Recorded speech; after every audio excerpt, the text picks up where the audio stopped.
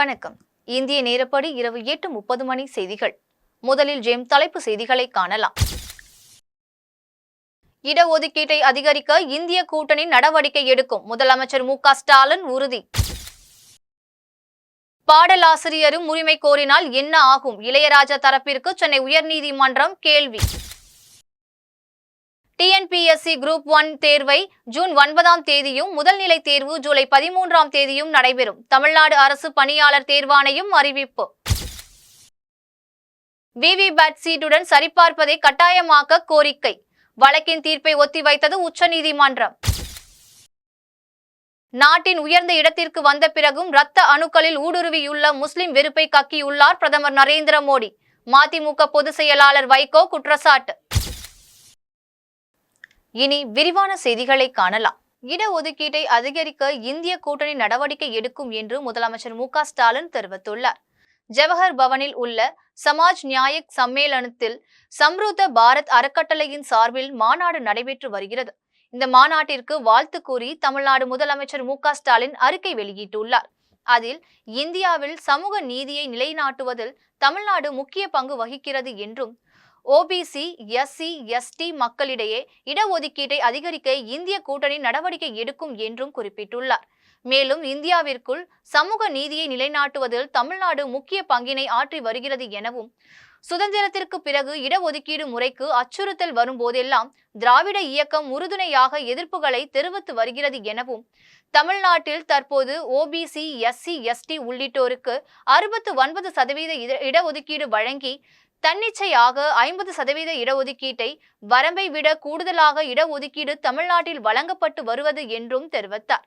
மேலும் இடஒதுக்கீட்டின் கீழ் அனுமதிக்கப்பட்டவர்களுக்கு முழு நிதியத்துடன் அரசு பள்ளிகளை சேர்ந்த மாணவர்களுக்கு தொழில்முறை படிப்புகளில் 7.5% இடஒதுக்கீடு அண்மையில் வழங்கப்பட்டுள்ளது என்றும், மேலும் கிறிஸ்துவ மதத்திற்கு மாறிய பட்டியல் ஜாதியினருக்கு இடஒதுக்கீட்டை நீடிக்க வேண்டும் என்று மத்திய அரசை வலியுறுத்தி தமிழக சட்டப்பேரவையில் சமீபத்தில் தீர்மானம் நிறைவேற்றப்பட்டது என்றும் முதலமைச்சர் மு.க. ஸ்டாலின் தெரிவித்துள்ளார். பாடலாசிரியரும் உரிமை கோரினால் என்ன ஆகும் என்று இளையராஜா தரப்பிற்கு சென்னை உயர்நீதிமன்றம் கேள்வி எழுப்பியுள்ளது. இசையமைப்பாளர் இளையராஜா 4500 பாடல்களுக்கு மேல் இசையமைத்துள்ளார். இவரது பாடல்களை எக்கோ, அகி உள்ளிட்ட இசை நிறுவனங்கள் ஒப்பந்த காலம் முடிந்த பின்பும் பயன்படுத்தி வருவதால் காப்புரிமை கேட்டு இளையராஜா சென்னை உயர்நீதிமன்றத்தில் வழக்கு தொடர்ந்தார். இந்த வழக்கில் இளையராஜாவின் பாடல்களை பயன்படுத்த இசை நிறுவனங்களுக்கு உரிமை உள்ளது என நீதிமன்றம் தீர்ப்பளித்தது. இதனை எதிர்த்து இளையராஜா தரப்பில் மேல்முறையீடு செய்யப்பட்டது. இதனை விசாரித்த இரு நீதிபதிகள் அமர்வு இளையராஜா பாடல்களை பயன்படுத்த இசை நிறுவனங்களுக்கு தடை விதித்தனர். படத்தின் காப்புரிமை தயாரிப்பாளர்களிடம் இருப்பதால் அவர்களிடம் செய்த ஒப்பந்தத்தின் அடிப்படையில் பாடல்கள் பயன்படுத்தப்படுவதாக கூறி எக்கோ நிறுவனம் சார்பில் மேல்முறையீடு செய்யப்பட்டது.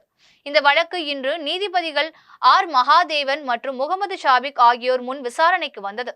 அப்போது இசை நிறுவனம் சார்பில் ஆஜரான வழக்கறிஞர் இளையராஜாவிற்கு தயாரிப்பாளர் சம்பளம் வழங்கிவிட்டார். அதன்படி அதன் உரிமை தயாரிப்பாளருக்கு சென்றுவிடும் என்றும், அதன் அடிப்படையில் தயாரிப்பாளர்களிடமிருந்து உரிமை பெற்று பாடல்கள் பயன்படுத்தப்பட்டது என்றும் தெரிவித்தார்.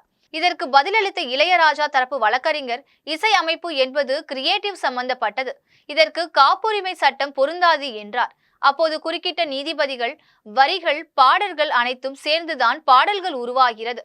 வரிகள் இல்லை என்றால் பாடல்கள் இல்லை. அந்த வகையில் பாடலுக்கு பாடல் ஆசிரியரும் உரிமை கோரினால் என்ன ஆகும் என்று நீதிபதிகள் கேள்வி எழுப்பினர். மேலும் இந்த பாடல்கள் விற்பனை மூலம் இளையராஜா பெற்ற தொகை யாருக்கு சொந்தம் என்பது இந்த வழக்கின் இறுதி தீர்ப்பில் காட்டப்பட்டது என்று நீதிபதிகள் தெரிவித்தனர். இளையராஜா பாடல்கள் தொடர்பான பாடலாசிரியர்கள் உரிமை கோர வாய்ப்புள்ளதா என்பது பற்றி தங்களுடைய விளக்கம் என்ன என்று இளையராஜா தரப்பிடம் நீதிபதிகள் கேட்டுள்ளனர். அதன் பின்னர் வழக்கின் விசாரணையை ஜூன் 2ஆம் தேதி வாரத்திற்கு நீதிபதிகள் ஒத்திவைத்தனர். நடப்பாண்டிற்கான டிஎன்பிஎஸ்சி குரூப் 1 தேர்வு ஜூன் 9ஆம் தேதியும் முதல்நிலை தேர்வு ஜூலை 13ஆம் தேதியும் நடைபெறும் என தமிழ்நாடு அரசு பணியாளர் தேர்வாணையம் அறிவித்துள்ளது. டிஎன்பிஎஸ்சி சார்பில் அரசின் பல்வேறு காலி இடங்களை நிரப்புவதற்கு போட்டித் தேர்வுகள் நடத்தப்பட்டு வருகிறது.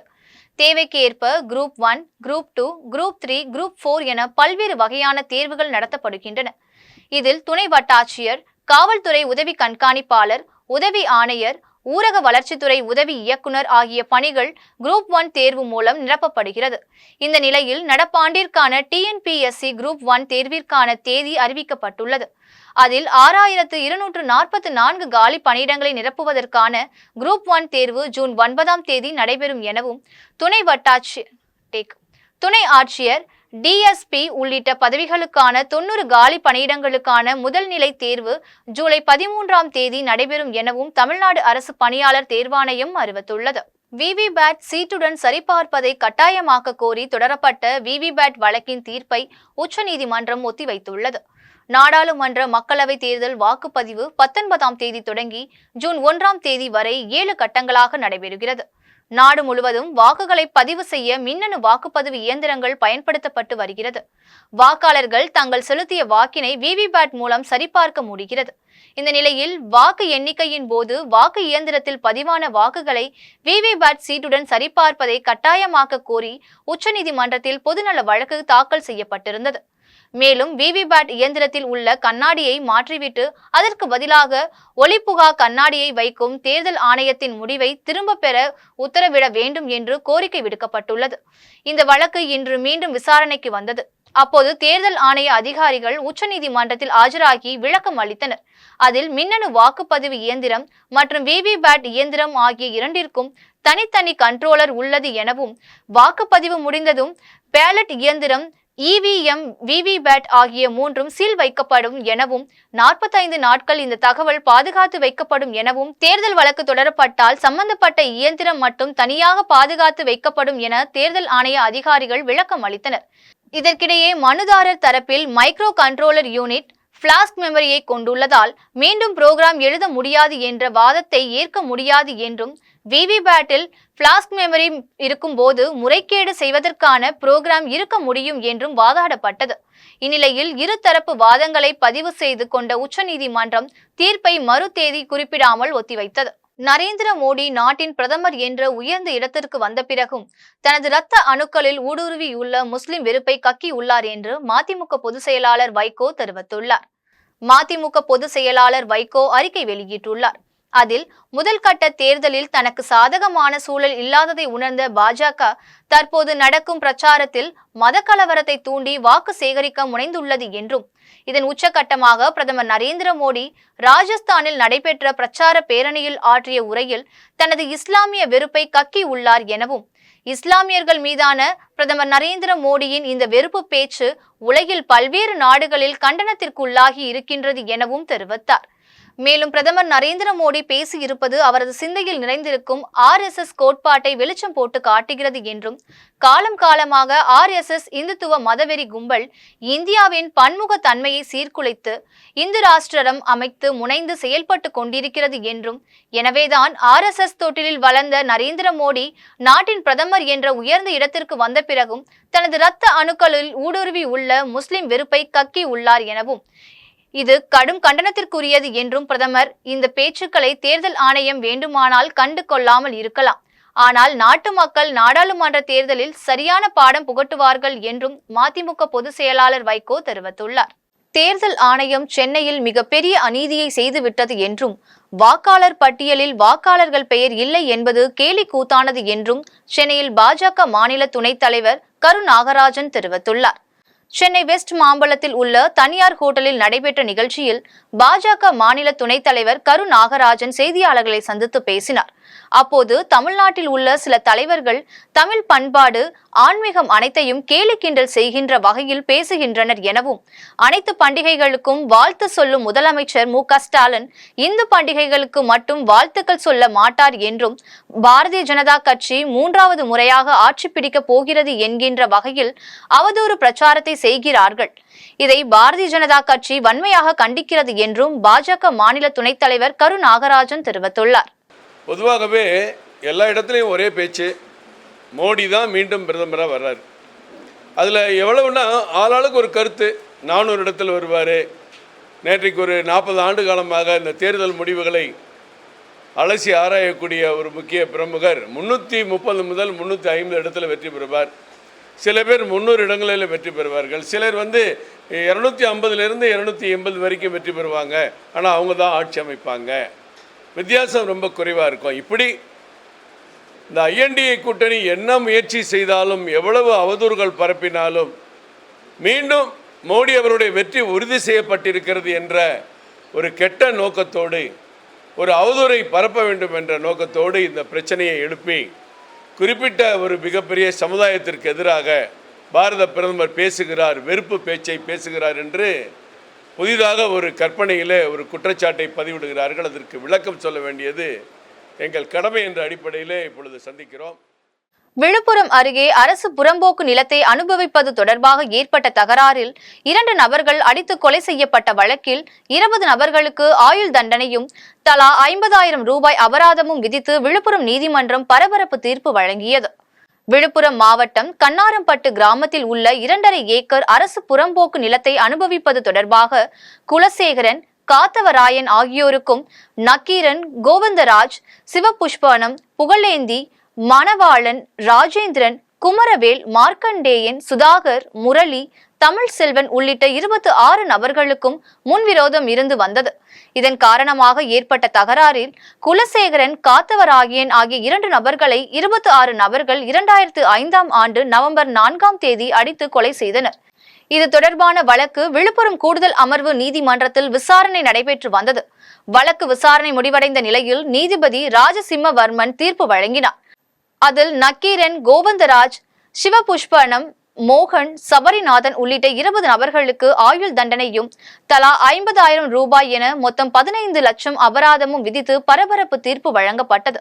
இந்த வழக்கில் தொடர்புடைய தமிழ்மணி, பழனிவேல், தமிழ் செல்வன், அருள், அர்ஜுனன், கண்ணன் வழக்கு நடந்து கொண்டிருந்த போதே உயிரிழந்து விட்டனர். இவர்களை தவிர்த்து மற்ற 20 நபர்களுக்கும் கைது செய்யப்பட்டு சிறைக்கு அனுப்பப்பட்டனர். திமுகவில் உதயநிதிக்கு வழங்கப்படும் முக்கியத்துவம் உழைக்கும் கட்சியினருக்கு கொடுக்கப்படுவதில்லை என முன்னாள் ஆளுநர் தமிழிசை சவுந்தரராஜன் தெரிவித்தார். கோவை விமான நிலையத்தில் பாஜக முன்னாள் தலைவரும் முன்னாள் ஆளுநருமான தமிழிசை சவுந்தரராஜன் செய்தியாளர்களை சந்தித்தார். அப்போது பேசிய அவர், பிரதமர் நரேந்திர மோடி சிறுபான்மையினர் மற்றும் இஸ்லாமிய மக்களுக்கு உறுதுணையாக இருப்பதாகவும் காங்கிரஸ் கட்சியினர் பொய்யான பிரச்சாரங்களை பரப்பி வருவதாகவும் குற்றம் சாட்டினார். இது தொடர்பாக மேலும் அவர் தெரிவிக்கையில், குறிப்பாக இஸ்லாமிய பெண்கள், ஏன் நாங்கள் போட்டி போட்ட தொகுதிகளில் கூட இஸ்லாமிய பெண்கள் முழு ஆதரவை தெரிவித்தார்கள்.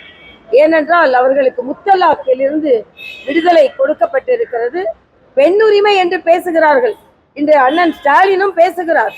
ஆனால் அவர்கள் ஆட்சி செய்த காலத்துல பெண்கள் தனியாக ஹஜ் யாத்திரைக்கு போக முடியாது என்ற உரிமையை கூட மீட்டெடுக்க வேண்டும் என்று அவர்கள் நினைக்கவில்லை.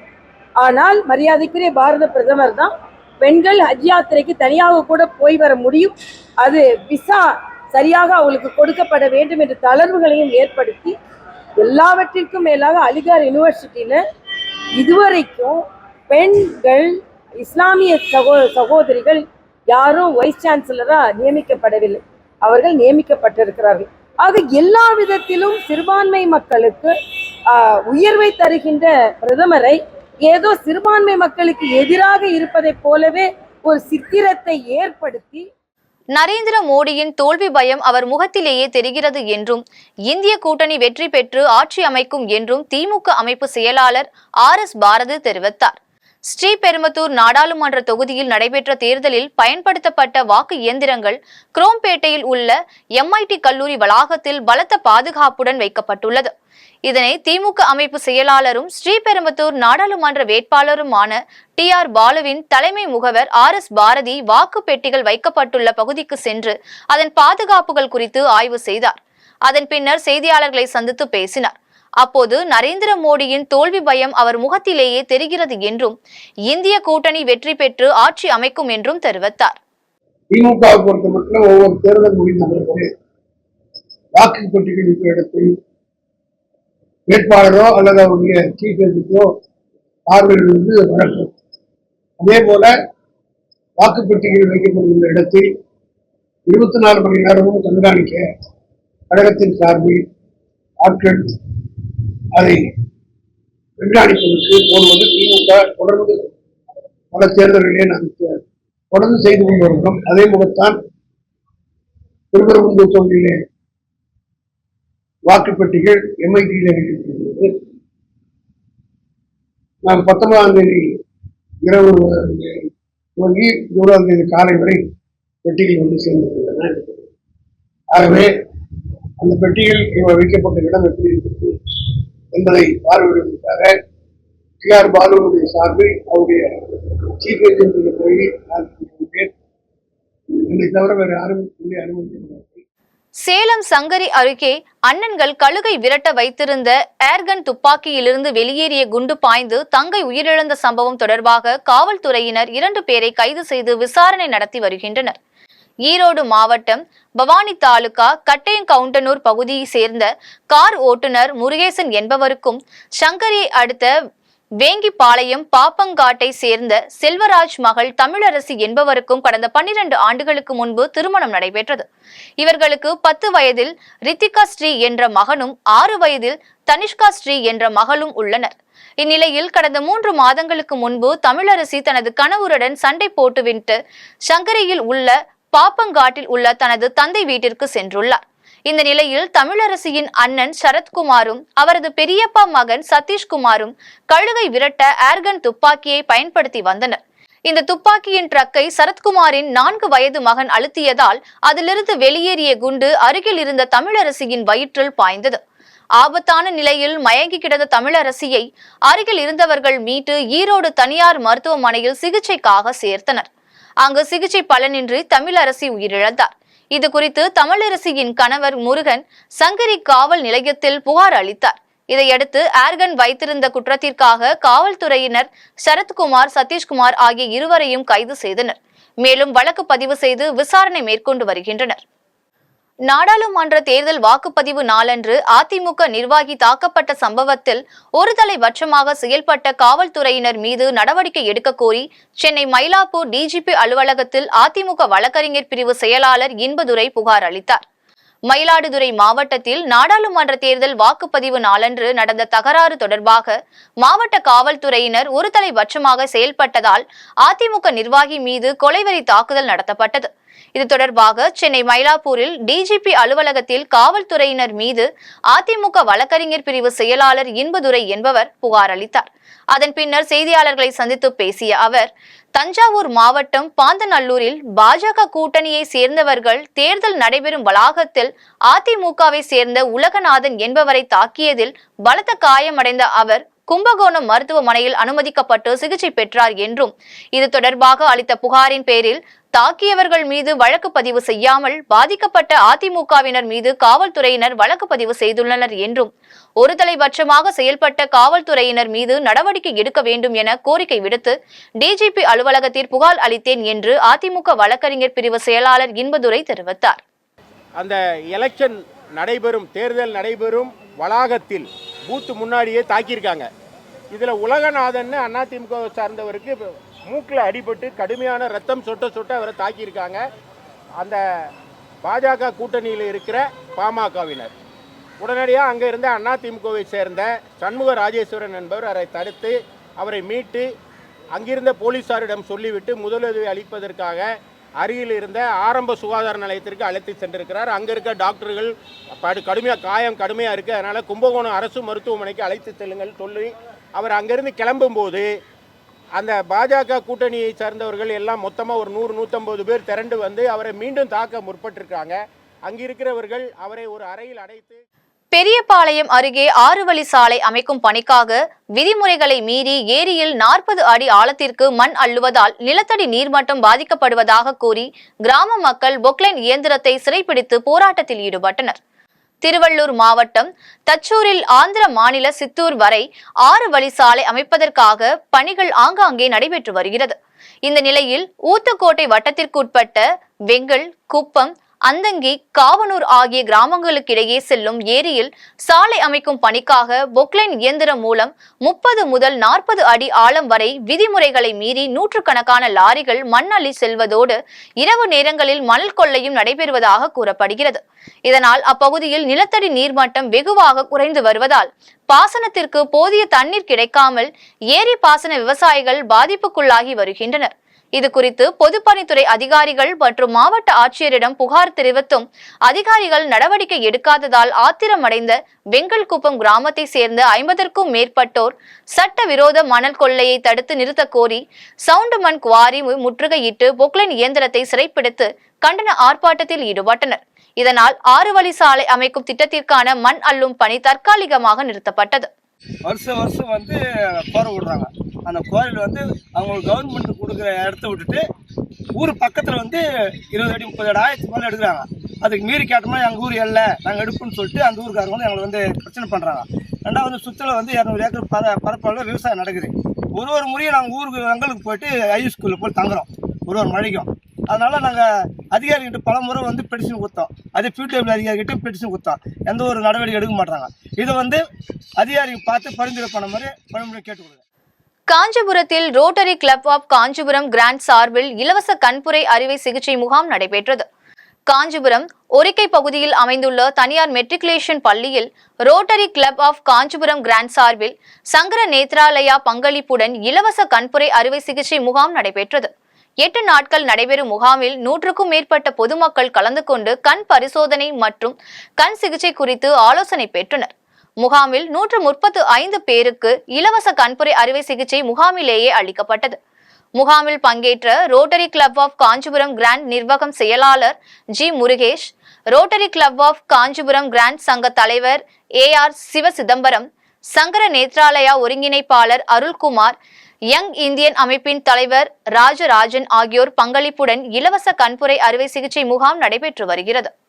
பழனியில் கோடை வெயிலின் தாக்கத்தை தணிக்க நீச்சல் குளத்தில் கோவில் யானை கஸ்தூரி ஆனந்த குளியல் போட்டது. பழனி தண்டாயுதபாணி சுவாமி மலைக்கோவிலுக்கு கடந்த 49 ஆண்டுகளுக்கு முன்பு 8 வயதில் கஸ்தூரி யானை வந்தது. யானை கஸ்தூரி பெரியநாயகி அம்மன் கோவில் அருகில் உள்ள காரமடை தோட்டத்தில் வளர்க்கப்படுகிறது. தற்போது 57 வயதாகும் கஸ்தூரி யானை தைப்பூசம், பங்குனி உத்திரம் உள்ளிட்ட திருவிழாக்களில் பங்கேற்கிறது. பழனியில் உள்ள குழந்தைகள் முதல் பெரியவர்கள் வரை அனைவருக்கும் மிகவும் நெருக்கமான யானையாக கஸ்தூரி திகழ்கிறது. பழனியில் கடந்த சில நாட்களாக வெயிலின் தாக்கம் அதிகரித்து வருகிறது. பகலில் வாட்டி வதைக்கும் வெயிலை சமாளிக்க முடியாமல் மனிதர்கள் மட்டுமின்றி விலங்குகளும் சிரமப்படுகின்றன.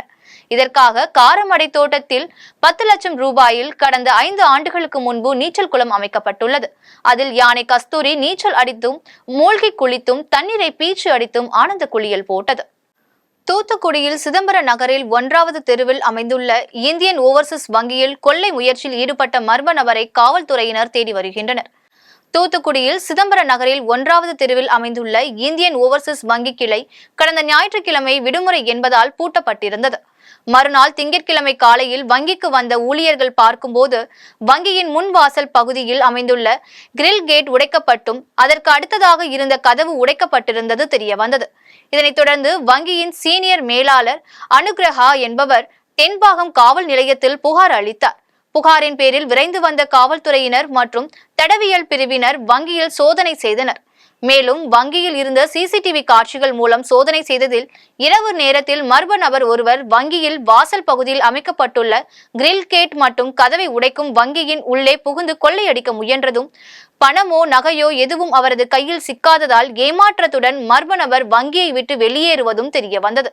இதையடுத்து சிசிடிவி காட்சியின் பதிவான மர்ம நபரை காவல்துறையினர் தேடி வருகின்றனர். திரைப்பட நடிகை அபர்ணா தாஸ் மற்றும் தீபக் பரம்போல் ஆகியோருக்கு கேரள வடகஞ்சேரியில் திருமணம் நடைபெற்றது.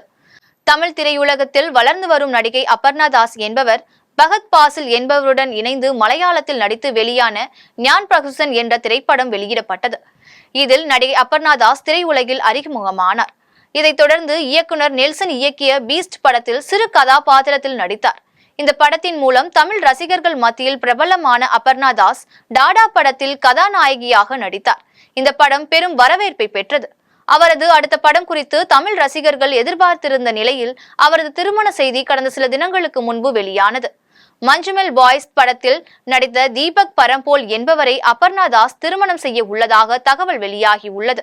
அபர்ணா தாஸ், தீபக் பரம்போல் இருவரும் மனோகரம் என்ற மலையாள படத்தில் இணைந்து நடித்தனர். அப்போது இருவருக்கும் ஏற்பட்ட நட்பு காதலாக மாறியது. இவர்களது திருமணம் கேரள வடகஞ்சேரியில் நடைபெற்றது. திருமணம் தொடர்பான புகைப்படங்கள் சமூக வலைதளங்களில் வைரலாகி வருகிறது.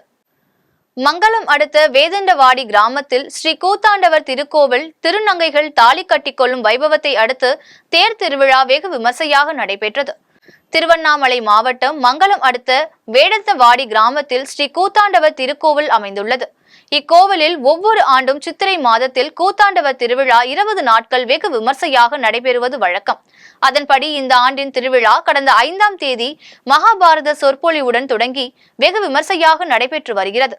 இந்த கூத்தாண்டவர் திருவிழாவிற்காக திருவண்ணாமலை, சென்னை, மும்பை, விழுப்புரம், சேலம் உள்ளிட்ட பல்வேறு பகுதிகளில் இருந்து திரளான திருநங்கைகள் கலந்து கொண்டு தாலி கட்டிக்கொண்டு நடன போட்டி, அழகு போட்டி உள்ளிட்டவற்றில் பங்கேற்று விழாவை சிறப்பித்தனர். இதனைத் தொடர்ந்து இறுதி நாள் விழாவில் தேர் திருவிழா வெகு விமர்சையாக நடைபெற்றது. இதில் ஏராளமான பக்தர்கள் மற்றும் திருநங்கைகள் கலந்து கொண்டு வடம் பிடித்து தேரை இழுத்தனர். மேலும் திருநங்கைகள் கிலோ அளவில் கற்பூரங்களை ஏற்றி வைத்து நடனமாடி கூத்தாண்டவரை வழிபட்டனர். தேர் திருவிழாவில் வேதண்டவாடி, மங்களம், அவலூர்பேட்டை உள்ளிட்ட பல்வேறு கிராமங்களிலிருந்து ஏராளமான பொதுமக்கள் கலந்து கொண்டு வடம் பிடித்து தேரை இழுத்தும் கிடாய் வெட்டி தங்களது நேர்த்தி கடனை செலுத்தினர். கருக்காக்குறிச்சியில் பழமை வாய்ந்த ஸ்ரீ செல்லியம்மன் ஸ்ரீ அகோர வீரபத்ரர் திருக்கோவிலில் நடைபெறும் திருவிழாவை முன்னிட்டு பெண்கள் முளைப்பாரி எடுத்து சுவாமியை வழிபட்டனர். புதுக்கோட்டை மாவட்டம் கரம்பக்குடி தாலுகாவிற்குட்பட்ட வீரக்குடி நாட்டைச் சேர்ந்த கருக்காக்குறிச்சியில் பழமை வாய்ந்த ஸ்ரீ செல்லியம்மன் ஸ்ரீ அகோர வீரபத்ரர் திருக்கோவில் அமைந்துள்ளது. இக்கோவிலின் திருவிழா ஒவ்வொரு ஆண்டும் சித்திரை மாதம் நடைபெறுவது வழக்கம். அதன் ஒரு பகுதியாக இந்த ஆண்டிற்கான சித்திரை திருவிழா வரும் மே 1ஆம் தேதி நடைபெற உள்ளது. இதனை முன்னிட்டு கருக்காக்குறிச்சி மற்றும் சுற்று வட்டார பகுதிகளான பட்டத்திக்காடு, காலக்கொல்லை, வனகன் காடு, பெரிய விடுதி, கன்னியான் கொல்லை, வார்டன் விடுதி உள்ளிட்ட பல்வேறு பகுதிகளிலிருந்து ஆயிரக்கணக்கிற்கு மேற்பட்ட பெண்கள் பங்கேற்று கும்மி அடித்து மேளதாளம் இசை முழங்க முளைப்பாரியை தலையில் சுமந்தவாறு ஊர்வலமாக எடுத்து சென்றனர். இதனைத் தொடர்ந்து கருக்காக்குறிச்சியில் அமைந்துள்ள பாலிக்குளத்தில் முளைப்பாரியை விட்டனர். நிகழ்ச்சியில் திரளான பக்தர்கள் பங்கேற்று சுவாமி தரிசனம் செய்தனர். அதனைத் தொடர்ந்து வருகை தந்த அனைவருக்கும் அறுசுவை அன்னதானம் வழங்கப்பட்டது. சித்ரா பௌர்ணமியை முன்னிட்டு திருச்செந்தூர் சுப்பிரமணிய சுவாமி திருக்கோவிலில் பல்லாயிரக்கணக்கான பக்தர்கள் திரண்டு சாமி தரிசனம் செய்தனர். அறுபடை வீடுகளில் 2வது படை வீடாக திருச்செந்தூர் சுப்பிரமணிய சுவாமி திருக்கோவில் அமைந்துள்ளது. இக்கோவில் கடலோரத்தில் வீற்றிருப்பது தனி சிறப்பாக உள்ளது.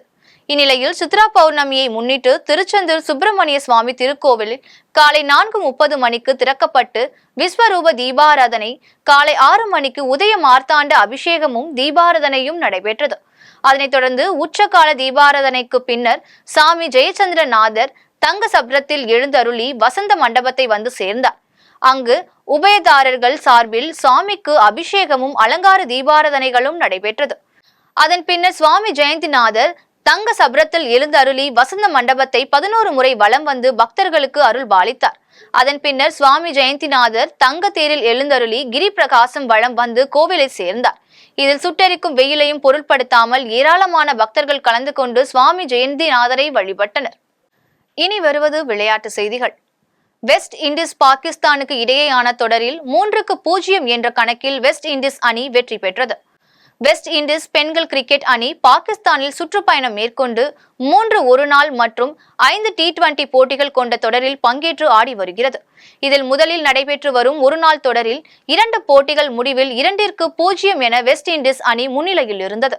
இந்நிலையில் 3வது போட்டியிலும் 88 ரன் வித்தியாசத்தில் வெஸ்ட் இண்டீஸ் அபார வெற்றி பெற்றது.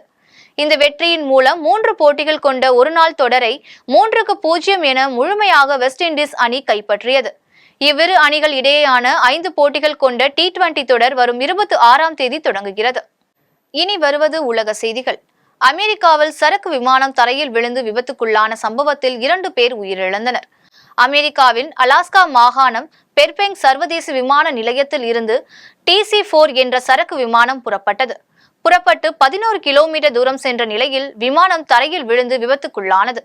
விபத்தில் விமானமானது ஆற்றங்கரை அருகே விழுந்ததில் தீப்பற்றி எரிய தொடங்கியது. இதில் விமானத்தில் பயணித்த 2 பேர் பரிதாபமாக உயிரிழந்தனர். இந்த சம்பவம் தொடர்பாக வழக்கு பதிவு செய்த காவல்துறையினர் விமான விபத்திற்கான காரணம் குறித்து விசாரணை நடத்தி வருகின்றனர். மீண்டும் தலைப்பு செய்திகள். இடஒதுக்கீட்டை அதிகரிக்க இந்திய கூட்டணி நடவடிக்கை எடுக்கும் முதலமைச்சர் மு.க. ஸ்டாலின் உறுதி. பாடலாசிரியரும் உரிமை கோரினால் என்ன ஆகும்? இளையராஜா தரப்பிற்கு சென்னை உயர்நீதிமன்றம் கேள்வி. டிஎன்பிஎஸ்சி குரூப் 1 தேர்வை ஜூன் 9ஆம் தேதியும் முதல்நிலை தேர்வு ஜூலை 13ஆம் தேதியும் நடைபெறும். தமிழ்நாடு அரசு பணியாளர் தேர்வாணையம் அறிவிப்பு. விவிபேட் சீட்டுடன் சரிபார்ப்பதை கட்டாயமாக்க கோரிக்கை. வழக்கின் தீர்ப்பை ஒத்திவைத்தது உச்சநீதிமன்றம். நாட்டின் உயர்ந்த இடத்திற்கு வந்த பிறகும் இரத்த அணுக்களில் ஊடுருவியுள்ள முஸ்லிம் வெறுப்பை கக்கியுள்ளார் பிரதமர் நரேந்திர மோடி. மதிமுக பொதுச் செயலாளர் வைகோ குற்றச்சாட்டு. இத்துடன் ஜெம் செய்திகள் நிறைவடைகின்றன. மீண்டும் ஜெம் செய்திகள் காலை 12 மணிக்கு. உடனுக்குடன் செய்திகளை காண GemLive.tv என்ற இணையதளத்தில் இணைந்திருங்கள். நன்றி, வணக்கம்.